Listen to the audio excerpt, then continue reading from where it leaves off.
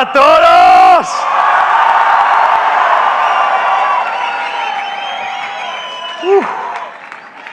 Oh.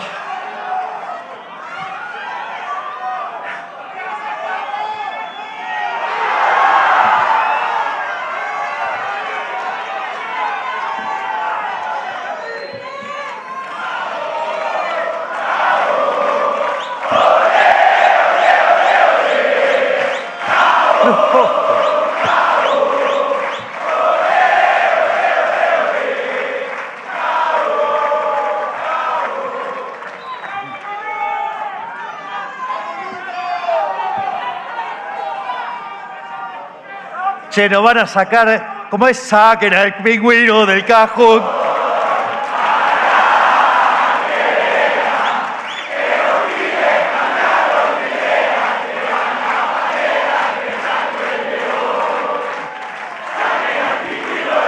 ¡Vamos!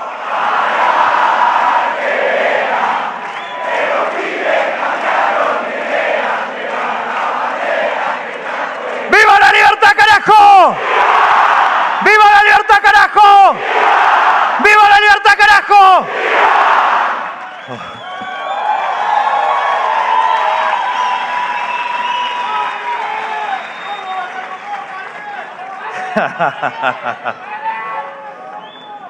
Primero,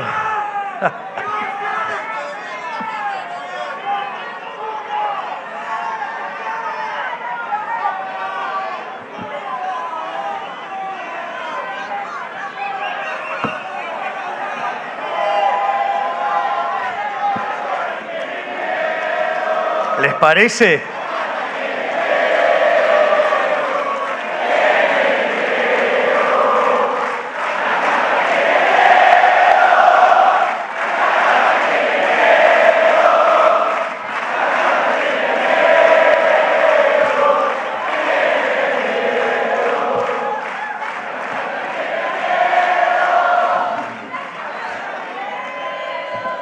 Primero que nada, quiero extenderle un cálido saludo a mi queridísimo amigo Agustín Laje,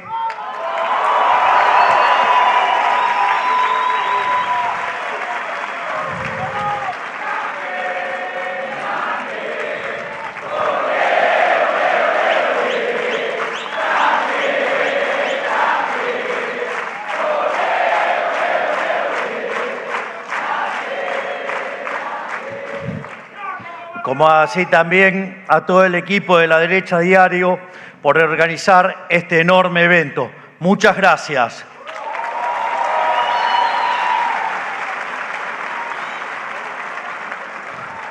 También quiero agradecer a todos los expositores que me precedieron y, por supuesto, a todos ustedes.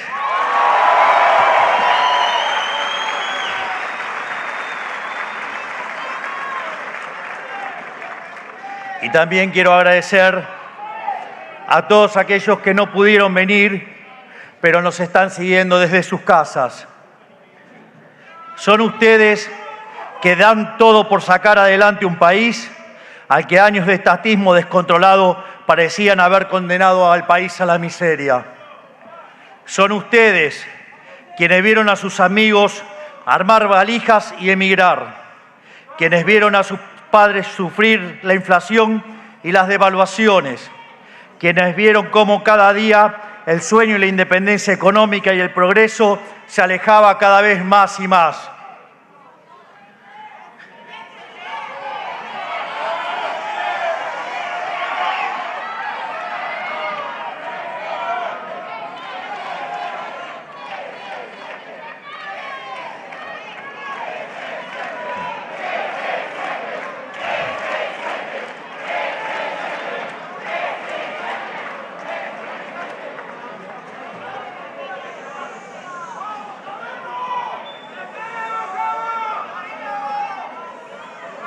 Muchachos, yo creo en el orden espontáneo. Autoorganícense y lo resuelven, vamos.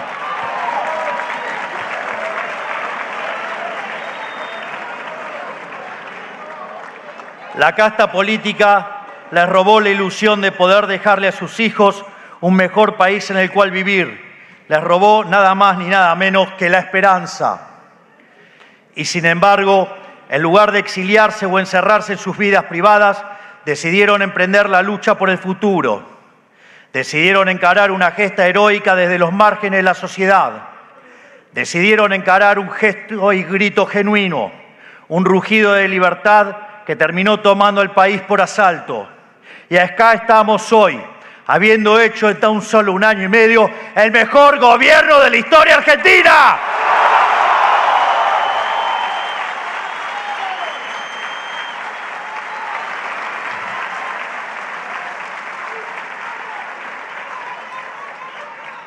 Como siempre digo, nuestro movimiento tiene 3 frentes de batalla, cada uno con sus propias características y su propia importancia. El frente de la gestión, el frente del poder institucional y el frente de la batalla cultural. Mediante el primero, aplicamos efectivamente las ideas de la libertad para cambiar las normas del país. Esto es muy interesante y que además es la base de por qué sostenemos que somos el mejor gobierno de la historia.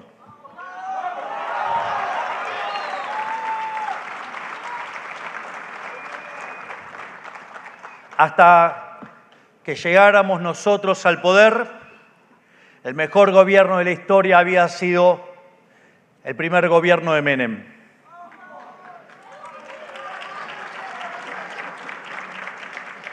Las características fundamentales de aquel gobierno habían sido básicamente un plan de estabilización exitoso que fue el de la convertibilidad y un conjunto de reformas estructurales. En términos de plan de estabilización, sin lugar a dudas, este programa económico que diseñó el mejor ministro de Economía del mundo, Toto Caputo, lo supera ampliamente.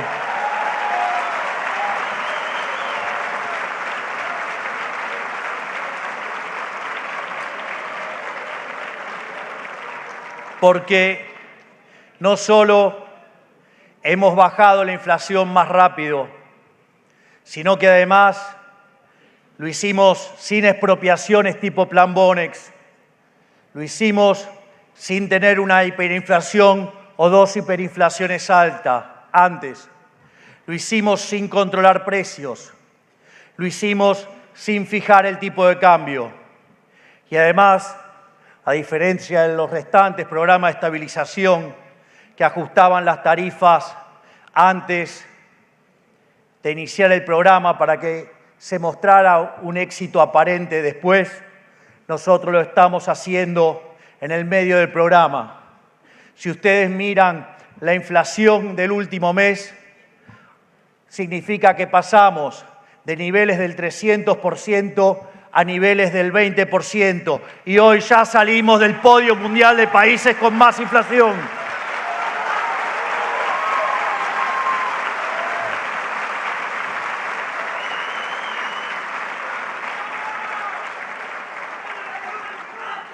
Y por otra parte, si limpiamos estos efectos de corrección de precios, o lo miramos en términos de canasta básica alimentaria, o lo miramos en términos de canasta básica total, hoy la inflación ya viene viajando en torno al 10%.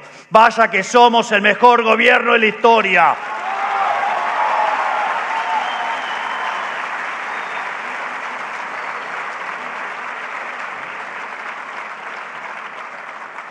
Y es más, cuando decían que íbamos a hundir a la economía en una gran depresión a la luz del programa de estabilización que estaba siendo exitoso eliminando la inflación, decían que íbamos a hundir a la economía, decían que íbamos a entrar en una gran depresión, decían que íbamos a hambrear a los argentinos. Y sin embargo, cuando uno toma el EMAE, que es la proxy del PBI en frecuencia mensual, en el mes de diciembre del 24 terminamos 6 puntos porcentuales por encima del año 2023. En el primer trimestre crecimos al 5,6. y en el segundo lo estamos haciendo el 7-7. ¡Vaya que lo estamos logrando!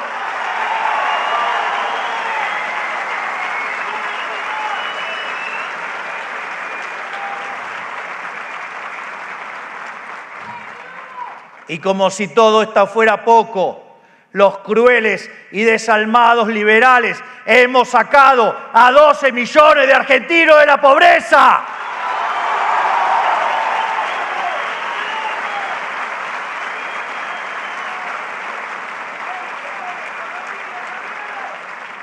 Y no solo eso, propiamente UNICEF además reconoció que hemos sacado 2,5 millones de niños de la pobreza.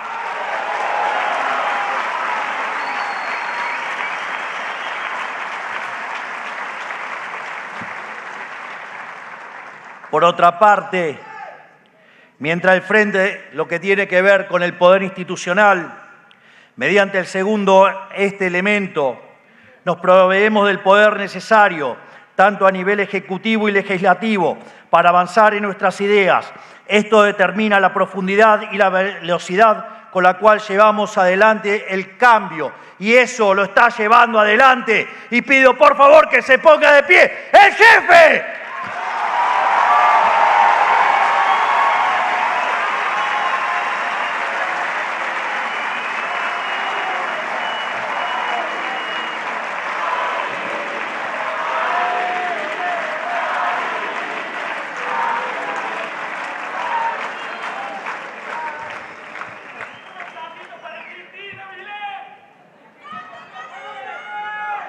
Y finalmente, mediante el último, o sea, la batalla cultural, aseguremos que estos cambios sean sostenibles en el largo plazo, educando al soberano, en definitiva, que quienes tengan ojos empiecen a verla.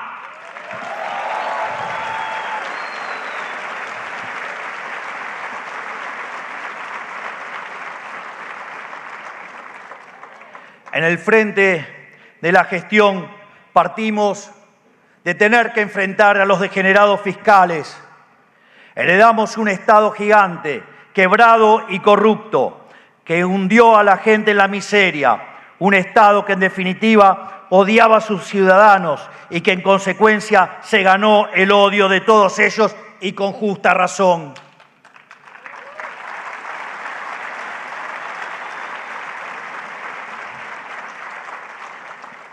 Si bien este primer año y medio fue difícil, dejamos en claro mediante actos desde el primer momento que nosotros sí venimos a cambiar las cosas de raíz. Y eso es la segunda pata que explica por qué somos el mejor gobierno de la historia. Porque a este plan de estabilización se suman las reformas estructurales. Cuando se terminaron las facultades delegadas, el doctor Sturzenegger, el coloso Federico Sturzenegger, el arquitecto de esta reforma,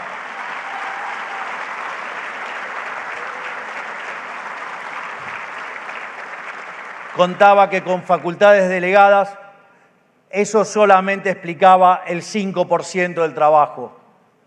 Es decir, que si ustedes corrigen los 101 organismos y reformas que se hicieron con facultades delegadas y saben que eso es el 5%, significa que solamente Federico Sturzenegger hizo 2.000 reformas estructurales. Y si a eso le sumamos el DNU 7023 y la ley Bases, aún en sus versiones corregidas, estamos en condiciones de afirmar que hicimos 2.800 reformas estructurales, 28 veces más que las que hizo Menem.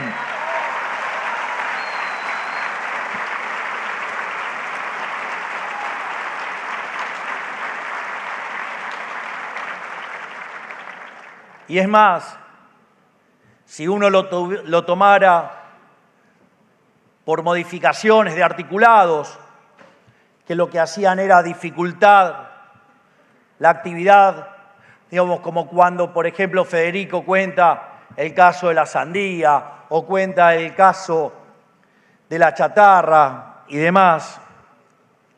Eso es una modificación de un artículo, pero que claramente es una reforma estructural. Y si lo tomamos en términos de artículos que han modificado la vida de millones de argentinos, las reformas del doctor Sturzenegger llegan a 7.200. Y si sumamos DNU y bases, estamos en 8.000 reformas estructurales. Vaya que sí trabajamos en 1 año y medio.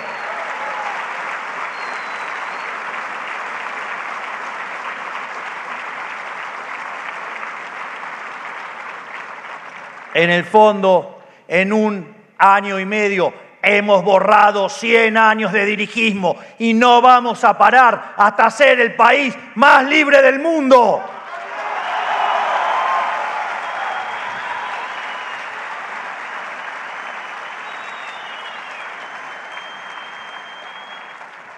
Sin embargo, esto no es suficiente. Ahora nos toca trasladar todas las victorias en el frente de gestión al frente institucional para poder seguir acelerando en este camino reformista, porque somos verdaderamente reformistas extremos, orgullosos de ser reformistas extremos.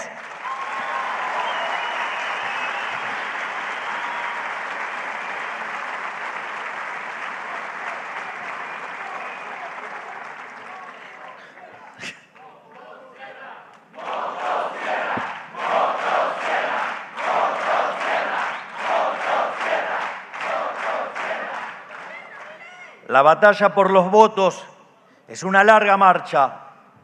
Imagínense que hoy solo contamos con el 15% de los diputados y 10% de los senadores, pero aún así es una marcha que solo va en una dirección, porque el país que nos llegó, el partido del Estado, fue desastroso. Y resultó tan evidente para la sociedad que todos fueron cómplices de un mismo sistema, que ya es una causa perdida para ellos presentarse a elecciones. La gente no los quiere ver ni en figuritas, por eso muchos se van a sorprender con los resultados de octubre.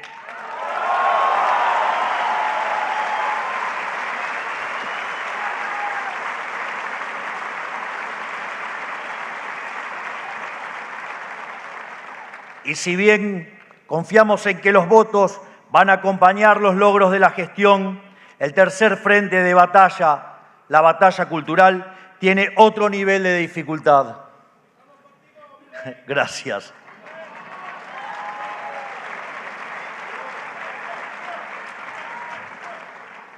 El campo cultural es donde se disputan los conceptos que sirven de justificación para la implementación de políticas públicas y planes de gobierno.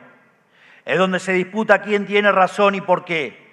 La historia ha dado repetidas muestras de quien se impone en la cultura termina prevaleciendo en la arena política. Agustín Laje, Dixit.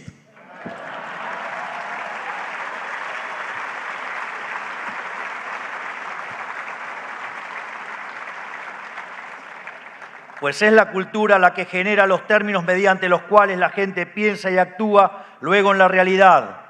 La izquierda lo sabe perfectamente y se ha dedicado desde hace décadas a infiltrarse en todas las instituciones occidentales, subvirtiendo sus valores y moldeándolas a su gusto.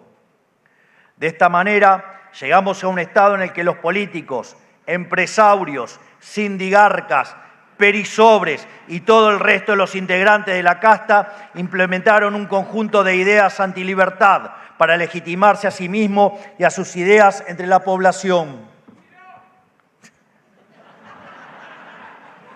Digo, uno que tiene la cabeza contaminada de todos los parásitos mentales que andan dando vuelta. Los que sabe y los que no sabe también.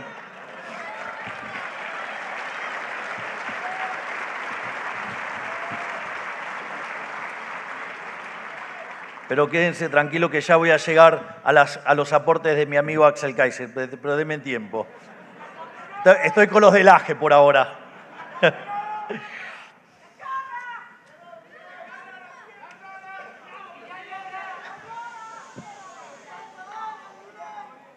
Esas ideas se instalan en la mente de millones de seres humanos y se contagian como parásitos mentales, hasta que se vuelven inconfundibles del ideario popular.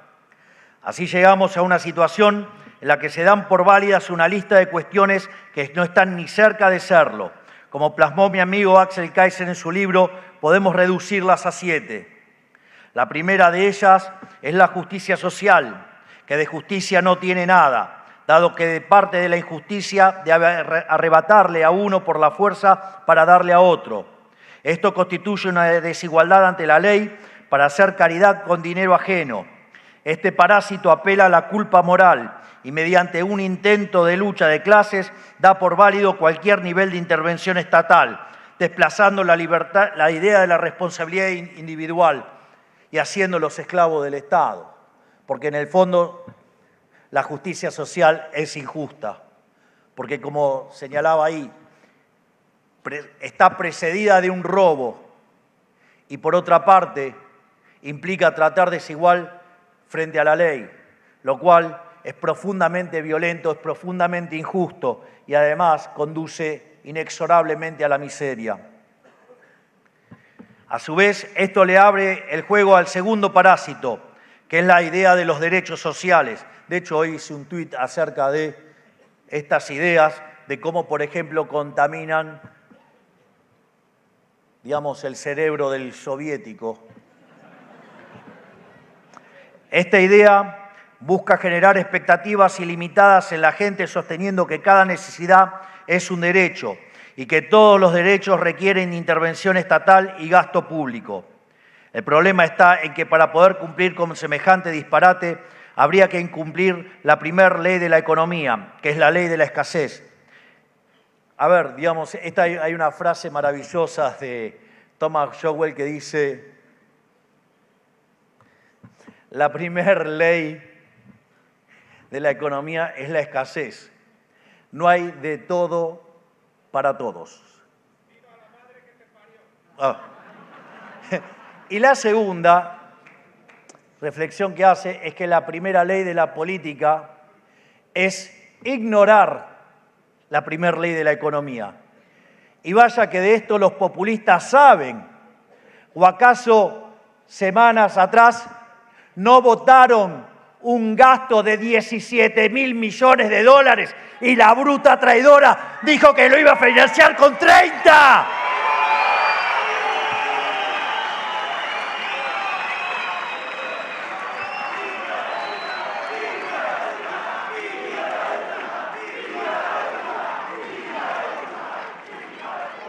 Así es fácil chicanear, pero sugiero que antes de hacer chicanas aprendan a sumar 2 más 2.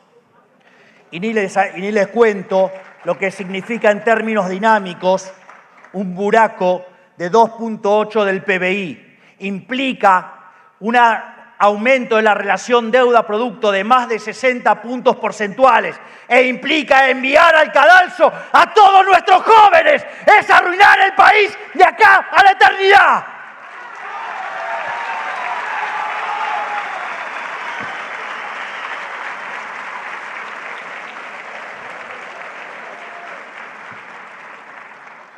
Porque además plantea una brutal inconsistencia, porque si a cada una de nuestras necesidades los vamos a llamar derecho, el problema es que después esos derechos hay que pagarlos.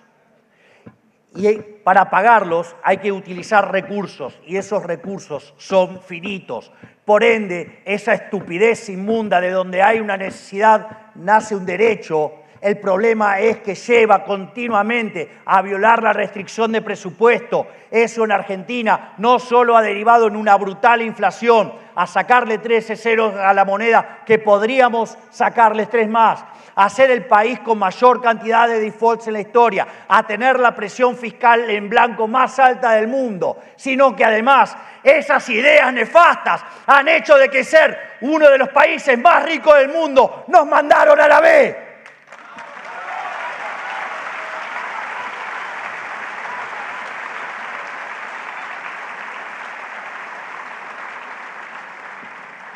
En definitiva, esto lo hacen en realidad para expandir el alcance del Estado, lo cual nos da lugar a hablar de la tercera idea expuesta por Kaiser, que es la idea del Estado benefactor. En el libro es el cuarto, el neoliberalismo viene tercero, por eso lo trato después. Así, la idea del Estado benefactor, un Estado paternalista, que como si fuese un Dios todopoderoso, debería proveernos de todo lo que necesitamos. Lo que eluden en este tipo de afirmación es quien genera la riqueza y los recursos. En primer lugar, es el sector privado, y para que el Estado los provea, debería robárselos mediante impuestos y burocracias, sacrificando el crecimiento económico, que debe ser lo que debe estar pensando la alta política.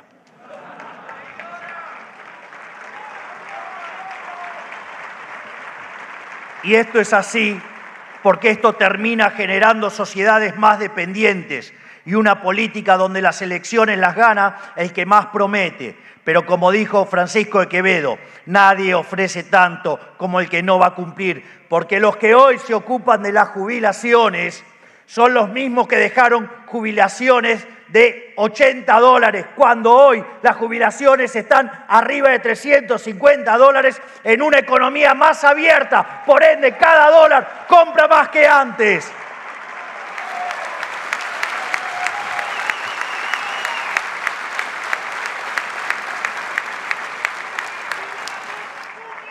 Y como detalle no menor, aquellos que se jubilaron con el total de los aportes, esas jubilaciones están entre $700 y $800. Vengan a hablar de pensar en los jubilados, si los que sacamos gente de la pobreza somos nosotros y no que ellos nos hundieron con el impuesto inflacionario.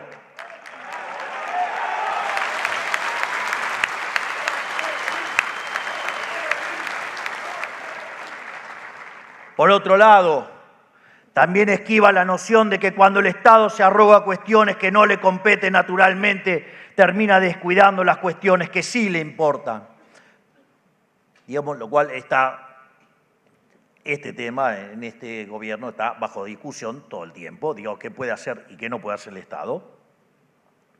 Pero en la transición, digamos, lo que sí hay que dejar bien en claro, que este tipo de igualitarismo a lo único que termina conduciendo, ya sea la idea de la justicia social o la justicia social 2.0, que es los derechos sociales, terminan llevando esa hermosa frase, digo, igualdad de oportunidades. Si afortunadamente y gracias a Dios somos todos distintos, eso fomenta la división del trabajo, la cooperación social, hace que las sociedades prosperen, sean más ricas y además, como decía Bastiat, donde entra el comercio no entran las balas. Y estos brutos igualitaristas generan una sociedad profundamente violenta, autoritaria y que además viven para el orto y se cagan de hambre.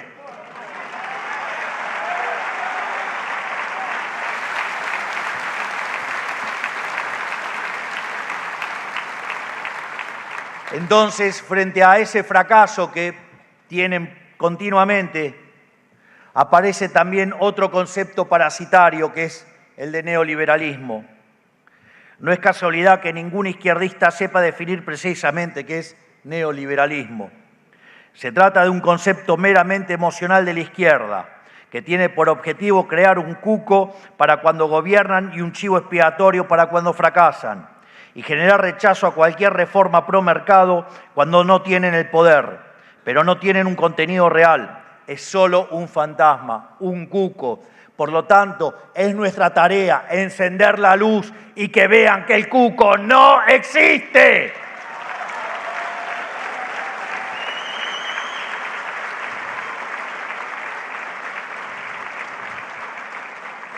Porque en el fondo, en realidad, a quienes están injuriando es simplemente a quienes buscan ordenar los desastres que ellos dejan a su paso. Porque si hay algo que hacen a la perfección es dejar infiernos fiscales y financieros cuando terminan sus gobiernos. Es así que el que tiene la ingrata tarea de ordenar el desorden, en general tiene de antemano un apodo preparado, neoliberal.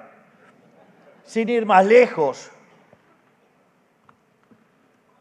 nos dejaron 57% de pobres, 70% de niños pobres, una inflación diaria del 1 y pico % que anualizado era el 17.000%. Reservas internacionales negativas en 12.000 millones de dólares. 4 bases monetarias venciendo a un día. Deuda en pesos venciendo a 3 meses por el equivalente de 9 bases monetarias. Es decir, que en menos de 3 meses nos iban a hacer multiplicar la cantidad de dinero por 14 veces. No solo eso, sino que además el curro de las CIRAs, donde se patinaron 45.000 millones de dólares, donde no dejaron desastre por hacer. Y esa manga de inmorales vienen a hablarnos a nosotros, que estamos sacando el país adelante, donde somos fruto de admiración en todo el mundo y se habla del milagro argentino.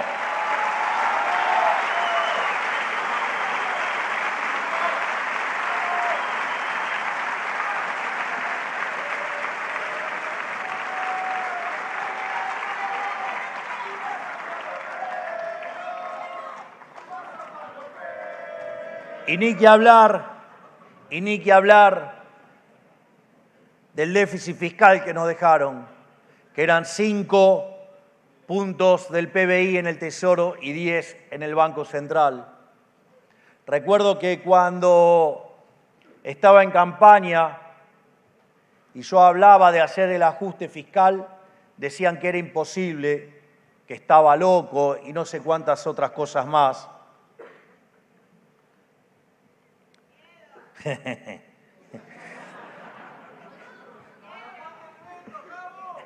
Ya está, digamos, sale ahora, digamos, ya entró, ahora, digamos, el veto sale próximamente.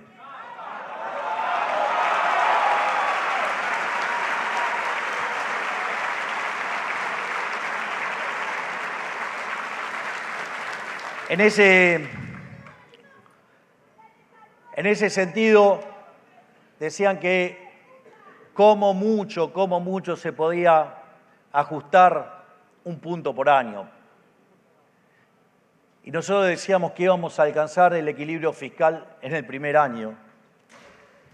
Y después de 123 años de déficit fiscal ininterrumpido, porque solamente hubo equilibrio fiscal cuando estábamos en default, o sea, no pagando la deuda. Por eso me causa gracia cuando dicen, no, que estamos maquillando la deuda. Menos mal, digo, ellos, digamos, que lograban equilibrio con default. Y en ese contexto hicimos el ajuste fiscal más grande de la historia de la humanidad en 1 mes. Pusimos las cuentas públicas en orden en 1 mes en la línea financiera.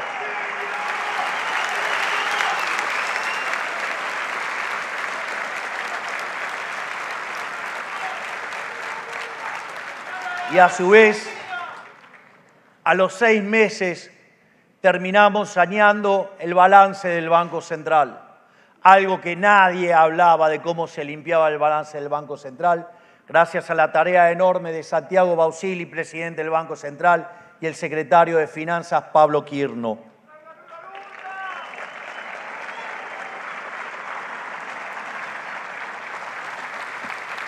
Pero claro, digamos, ¿y cuál es la argumentación de los primates, digamos, más conocidos como ¡mandriles! Dicen que nos endeudamos. Esto es interesante porque cuando el kirchnerismo llegó al poder, la deuda pública en Argentina era de 140.000 millones de dólares. Cuando nosotros llegamos al poder, la deuda consolidada, porque siempre se olvidan de sumar los desastres que hacen en el Banco Central, era de 500.000 millones de dólares. Y de esos 500, con lo cual aumentó la deuda a 360.000 millones de dólares. Si limpiamos la que tuvo Macri, que fueron 60.000 millones de dólares, el kirchnerismo, que habla de endeudamiento, nos endeudó en 300.000 millones de dólares. Es el movimiento político más endeudador de la historia política argentina.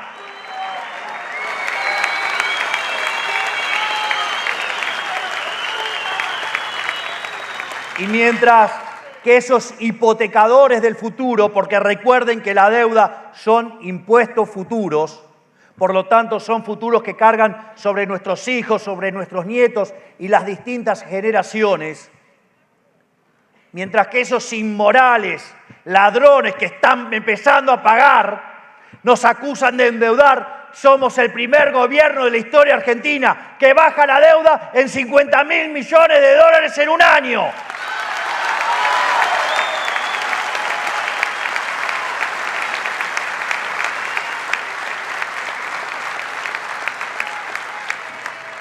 Por lo tanto, cuando estos inmorales hablan de neoliberalismo, es que esa palabra puede significar cualquier cosa, ya que solo refiere a los enemigos del expansionismo estatal ilimitado.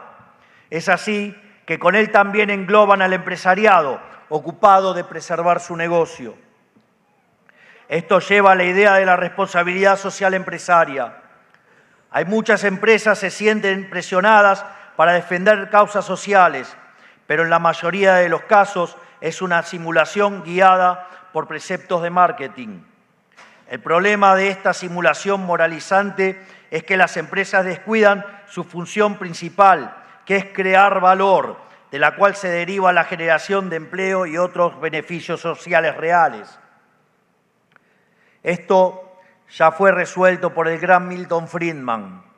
El empresario, solo por perseguir el beneficio económico dentro de los márgenes de la ley, ya es un benefactor social, porque solo puede hacerse rico dándole al prójimo un bien de mejor calidad a un mejor precio que el resto.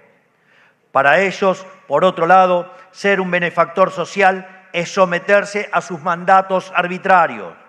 Es así que a la ya estresante tarea de llevar adelante un negocio le suman el peso de cargar tanto con un Estado elefantiásico como beneficencia forzosa. No hay beneficencia a punta de pistola. La caridad, si no es voluntaria, no es caridad.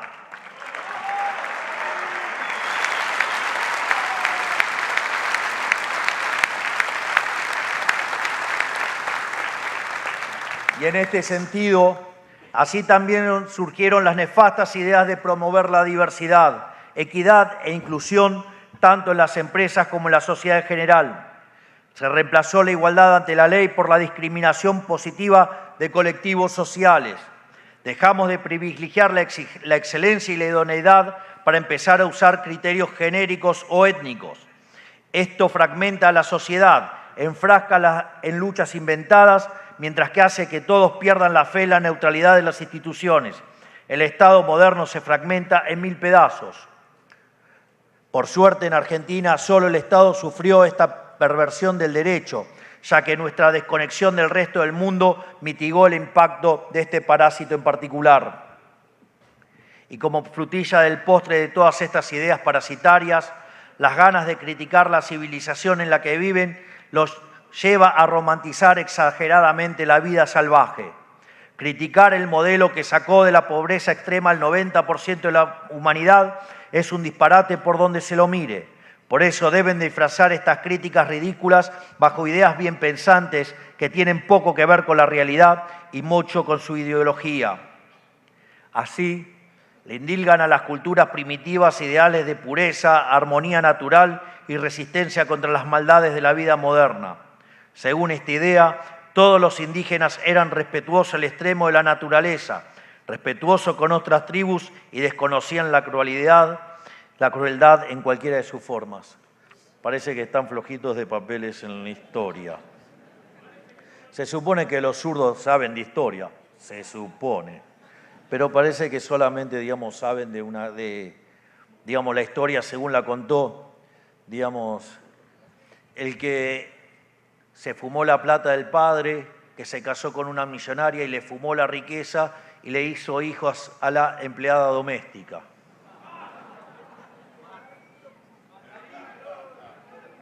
Y después vivió de su amigo hasta que se murió, de Engels. Claro, el rey de los parásitos, Carlos Marx.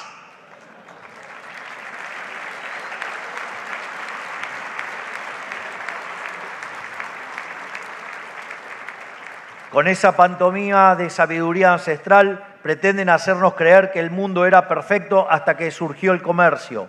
Legitiman así políticas destructivas para naciones en vía de desarrollo como el ambientalismo antidesarrollo o la ilegitimidad del Estado moderno. Para colmo, esto lo enseñan como verdadero en importantes universidades bajo el mote de anticolonialismo, al igual que tantas otras barrabasadas con las que nos bombardean tanto tiempo. Bajo la expansión de estas ideas, ya sea en la academia, los medios de comunicación, las oficinas públicas o incluso en las películas de Hollywood, la izquierda se ha arreglado para poner de su lado a las personas más prestigiosas de cada sociedad, utilizándolas como vehículo de su ideología. Más Gramsci posible. Digo, la educación, la cultura y los medios. Todos zurdos. Y todo esto financiado a costa de los impuestos de los ciudadanos prósperos y pujantes, a quienes se le encargaron de demonizar como si fueran el origen de todos los males. Este es un juego en el que hoy, lamentablemente, partimos con desventaja. Debemos reconocer que ellos lo hicieron mejor. Cuando reconozcamos que ellos lo hicieron mejor en la batalla cultural, vamos a estar en condiciones de llevarlos por encima. Y mucho de eso es gracias a Agustín Laje, a Nicolás Márquez, a Valerini, a Axel Kaiser y a otros tantos gigantes del pensamiento que han empezado a dar esta batalla cultural como verdaderos gladiadores. Y ni que hablar, ese coloso que los asusta desde el streaming, el Gordo Dan.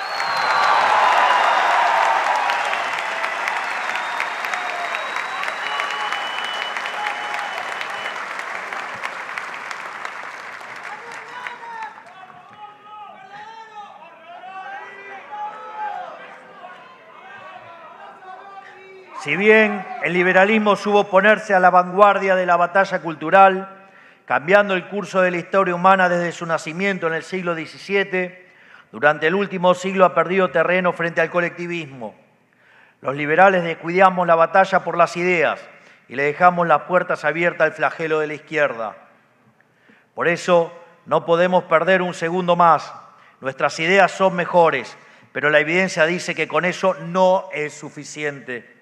Hay que saber comunicarlas y por eso debemos emular a la izquierda en este aspecto, haciendo nuestra propia larga marcha sobre los distintos lugares de influencia.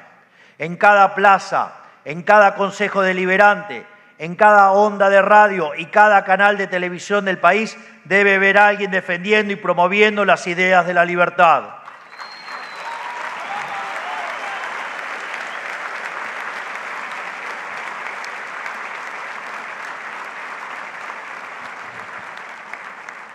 Y debemos hacerlo de manera sostenida para que tarde o temprano la izquierda no haya sido más que un mal sueño. Se los dice alguien que durante 10 años la peleó en los medios y ya llevaba casi 15 peleando desde la academia. Es decir, hay que dar la batalla, aunque parezca una tarea quijotesca. Solamente los locos son los que pueden soñar un futuro y son los que además tienen las bolas para cambiarlo, los que los verdaderamente lo hacen.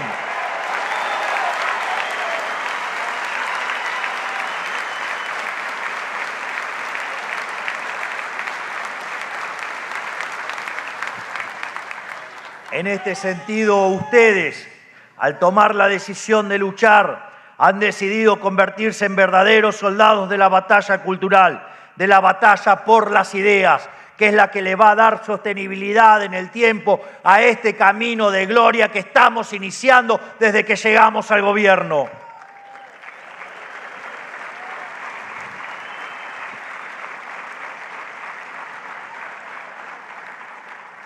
Porque verla es también ver el estado en el que 100 años de estatismo descontrolado dejaron a nuestra discusión pública.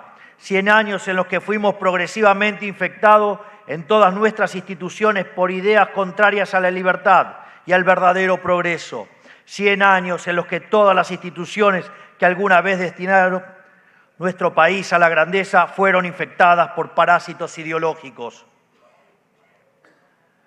Pero es importante entender que la mayoría de la gente ha internalizado estas ideas contagiosas meramente porque es lo único que conocieron y porque además estos parásitos se alimentan de lo más noble que tiene la gente, que es su sentido de humanidad y sus buenas intenciones, pero aún así poseen el germen de la libertad dentro suyo y pueden aún ser persuadidos a cambiar de opinión. Por eso es tan importante la batalla cultural. Por eso quiero darles un mensaje de esperanza. Tenemos aquí una hermosa reflexión para hacer. En el año 2023, los argentinos decidieron un cambio de rumbo, el cual tenemos que confirmarlo en septiembre en la provincia de Buenos Aires, en cada provincia, y dar un tremendo batacazo violeta en el mes de octubre.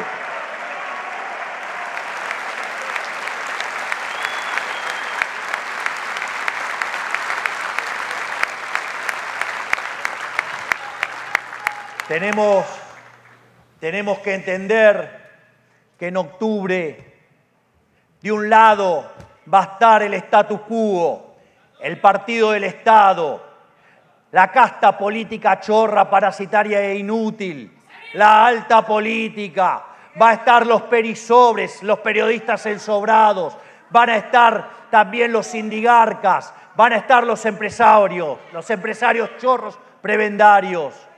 Y del otro lado vamos a estar los argentinos de bien que queremos abrazar las ideas de la libertad para hacer a la Argentina grande nuevamente.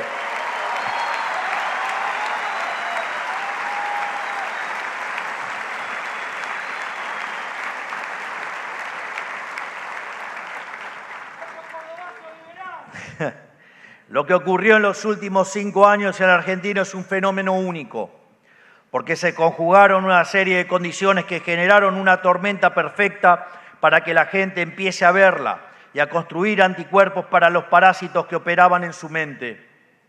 El desastre de los últimos 3 gobiernos argentinos, la inflación desenfrenada producida por una política económica degenerada y el liberticidio que implicó la cuarentena eterna, configuraron una pesadilla tan horrorosa que a muchos argentinos no les quedó alternativa que despertarse. Yo no me olvido que había un impresentable de mierda que decía que en pandemia no hay derechos. Y vaya qué asqueroso es que alguien vaya y se abrace con esa bolsa inmunda.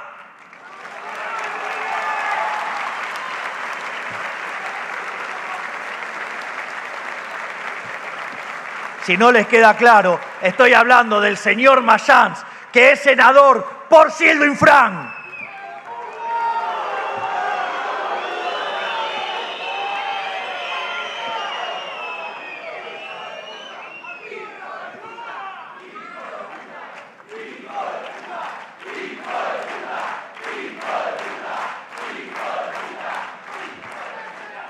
Así, el sufrimiento de nuestro pueblo sirvió como combustible de una nueva luz, de una nueva esperanza entre las tinieblas. La Argentina vio en la derecha liberal naciente un faro, porque desde hace años y en soledad veníamos insistiendo contra los desvaríos de un Estado parasitario, desesperado en su afán presupuestario, una casta política capaz de los crímenes más horribles con tal de mantener sus privilegios. Vaya que si se tienen que cargar gente en el medio, lo hacen. Nisman, por ejemplo, digamos. Pero no es el único ejemplo, digamos, donde la casta política se carga con la vida de seres humanos. Y esto mientras se escondía detrás del discurso de los derechos humanos. Como Saturno muestra, nuestra casta se devora a sus hijos para alimentar sus obesos estómagos insaciables. Obesos estómagos insaciables.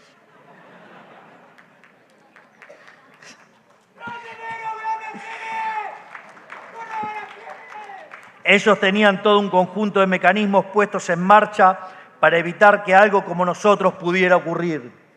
Un universo de relaciones clientelares con empresarios, dirigentes sociales y periodistas dedicados a embarrar y atacar a todo aquel que osara hacerle frente.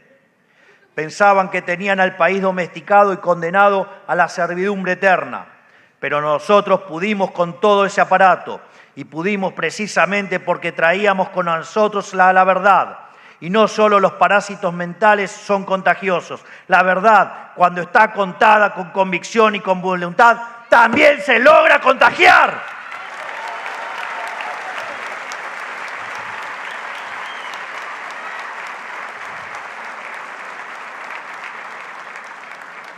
Por eso es que ahora estamos llevando adelante esas ideas y sacando a la Argentina de su oscuro último siglo de humillación. Por eso son tan importantes foros como este, donde nos dedicamos a discutir y conversar sobre las ideas de la libertad y cómo divulgarlas y llevarlas al gran público. Porque queremos que cada argentino lleve con orgullo su país en la sangre, que deje de ver su historia con vergüenza.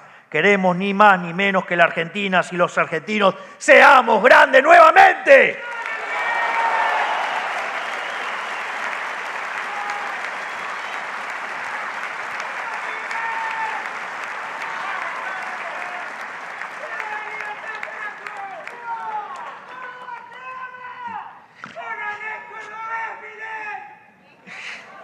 Qué vozarrón, ¿eh?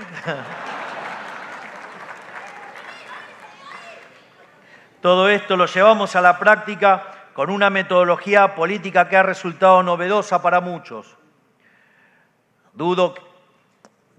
Dado que no somos cucas, buscaremos prosperar mediante la libre asociación entre privados. No teníamos plata, no teníamos aparato ni territorio, ni amigos en los medios. Solo la palabra de su humilde servidor dando discursos de teoría económica en una plaza. Y los celulares de todos ustedes, el arma más pura de la libertad, que desintermedia la circulación de información y le dio rienda suelta al contagio de nuestras ideas.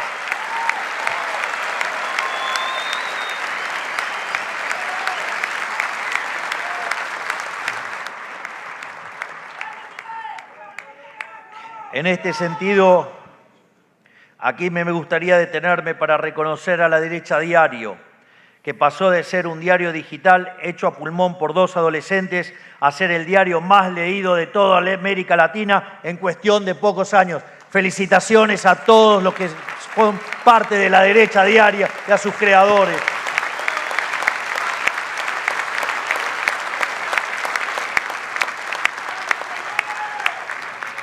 Volviendo a nuestro camino transitado en campaña, se nos burlaban, decían que no éramos más que un fenómeno barrial. Y aún así metimos 2 bancas de diputados con nuestra modesta campaña. Por si eso no fuera ya de por sí un hito, 2 años más tarde ganamos nada más y nada menos que la presidencia del país, siendo el candidato con más votos de la historia, habiendo hecho en simultáneo la campaña más austera de la historia.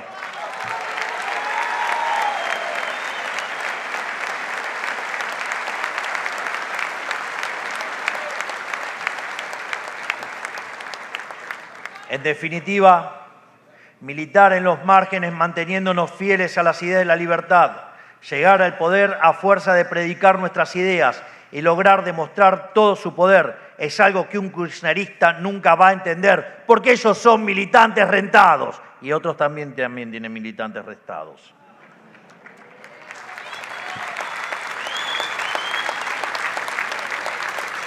Y obviamente tampoco lo van a entender los liberales de café, los liberales de copetín, que se enroscan en las formas para autosabotearse sistemáticamente.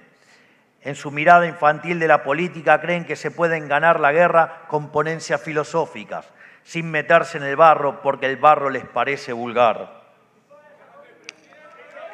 Yo suelo mencionar que si ustedes quieren y van a la cancha y ven un partido de Argentina, una de las cosas que ocurre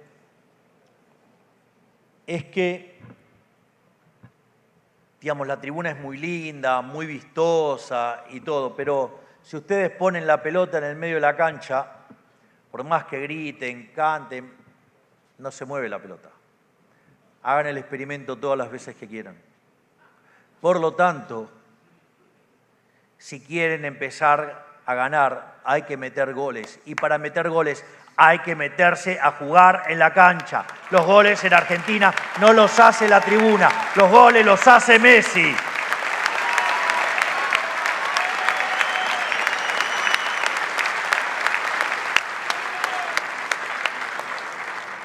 En este sentido, nosotros no solo nos metimos en el barro, sino que también entendemos que para meterse en el barro se necesita organización, porque luchamos contra quienes se encargaron de embarrar la cancha durante 100 años. Porque si el libre mercado y la horizontalidad son el mejor vehículo para las ideas, la organización y el orden son el mejor vehículo para la acción.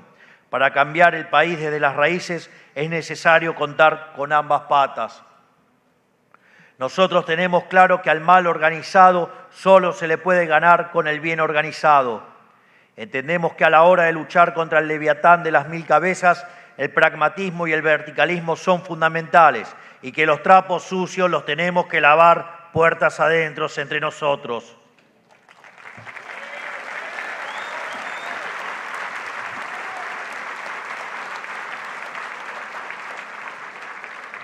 Por eso inauguramos esta novedosa forma de hacer política, que consiste en ser libres y a la vez organizados, no organizados pero esclavos, como es el kirchnerismo, ni libres pero dispersos e impotentes, como fueron los liberales históricamente en la Argentina.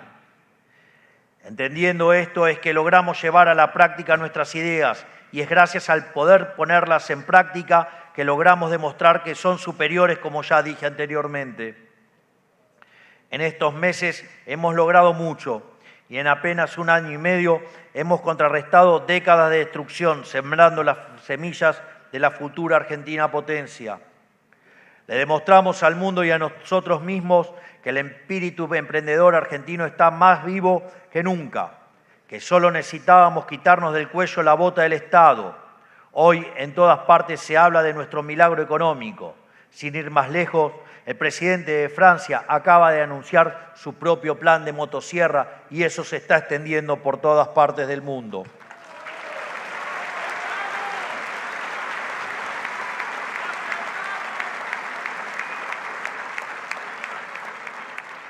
Por donde se lo mire, estamos haciendo el mejor gobierno en la historia y por la innumerable cantidad de logros cosechados, pareciera que la mayor parte del trabajo está hecha. Sin embargo, no debemos olvidar ni por un segundo que esto recién comienza.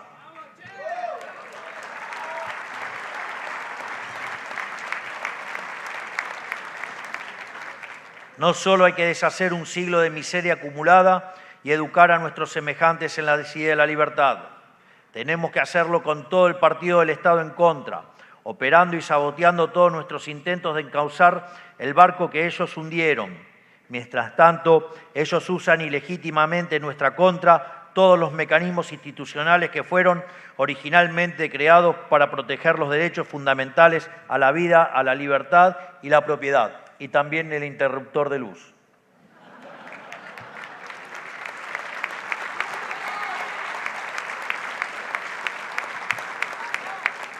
Hay algo muy interesante. Y es que si antes de salir a la cancha es necesario hacer trampa, es porque te sabes un perdedor. Hoy los cucas se saben perdedores.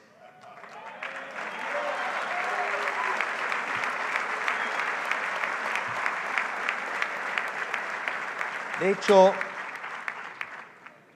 imagino que muchos de ustedes habrán visto la película Gladiator. Cuando la basura inmunda de Cómodo decide pelear mano a mano con Máximo. Y para salir a pelear, antes de pelear, le tuvo que clavar un puñal y que se empiece a desangrar. Eso es lo que necesita hacer el kirchnerismo. Necesita hacer trampa porque no puede ganar por la vía legítima.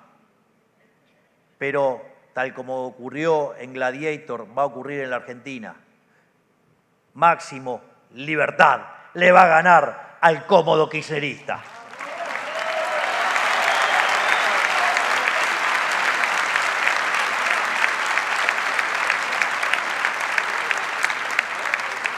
Es más, instituciones republicanas que fueron concebidas para evitar el surgimiento de la tiranía se han convertido en herramientas de opresión y sometimiento al servicio de perpetuar el despotismo de los burócratas. Congresos que no sesionan debidamente, jueces que dictaminan sobre cuestiones en las que no tienen injerencia, y todo con el fin de frenar las reformas de libertad que el pueblo pide a gritos. Y digo, por si eso fuera poco, tenemos que lidiar con los infaltables traidores, gente que fue elegida con el mandato claro de liberar a la Argentina del yugo del Estado solo para darse vuelta al poco tiempo de haber asumido. Gente que tardó tan solo minutos en revelar ese deseo irrefrenable de ser casta. Gente que al poco tiempo de asumir su banca le dio la espalda al pueblo argentino, deslumbrada por la supuesta alta política.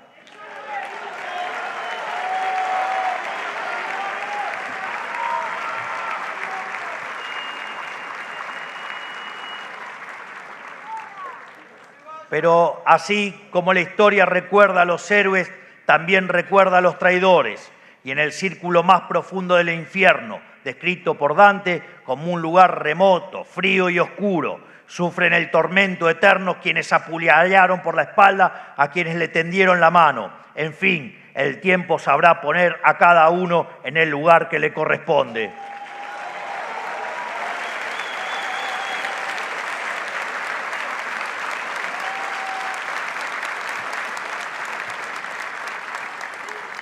Por nuestra parte, reiteramos que Roma no paga traidores.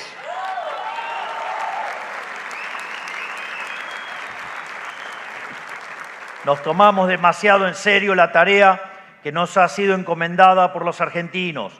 Como ya he dicho, defendemos una causa justa y noble, mucho más grande que cada uno de nosotros. Somos individuos libres que voluntariamente se han asociado en pos de un objetivo común. Hemos decidido por voluntad propia someternos a algo que nos excede, resignando nuestras ambiciones personales, nuestro confort, nuestros deseos para llevar a cabo la hazaña más grande que haya visto nuestra nación desde su independencia: liberar al pueblo argentino de la tiranía del Estado omnipresente.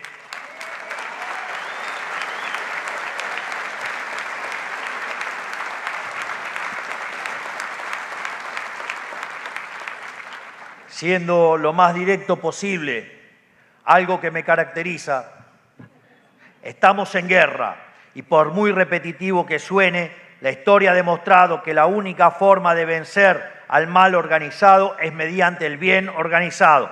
Por eso somos millones, pero nos movemos como uno y así los vamos a aplastar en las urnas.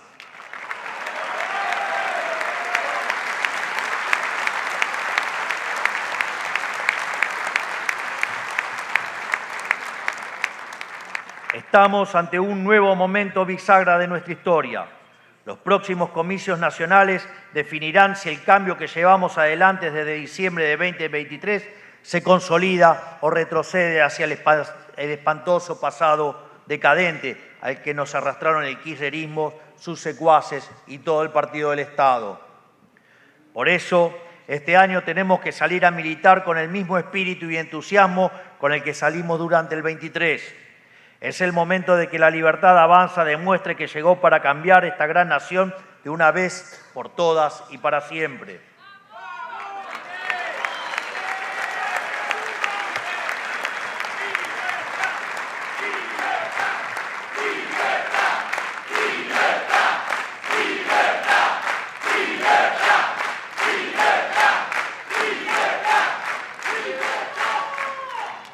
De modo tal que ese país de saqueadores, que fue liderado por la corrupta condenada, su difunto marido y el peor ministro de Economía de la historia, solo sea un mal recuerdo en la memoria de los argentinos.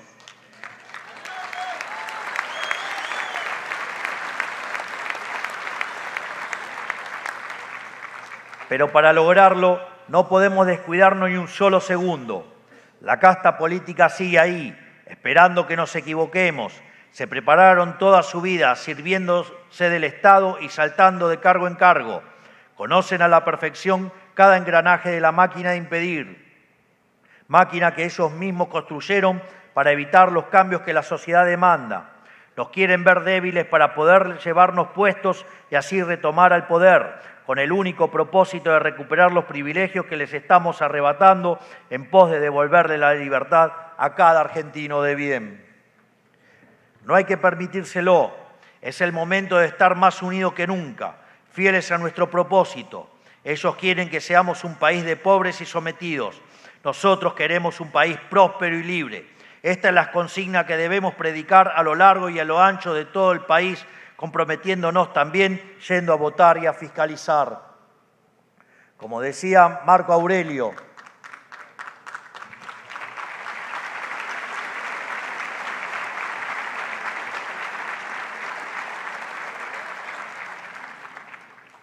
Como decía Marco Aurelio, no hay camino corto hacia la grandeza. La paciencia y la perseverancia son fundamentales.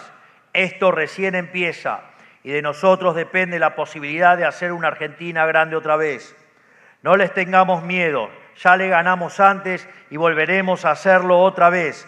Gracias, Córdoba, que Dios bendiga a los argentinos, que la fuerza del cielo nos acompañen y ¡viva la libertad, carajo! ¡Viva la libertad, carajo! ¡Viva la libertad, carajo! ¡Viva! Muchas gracias.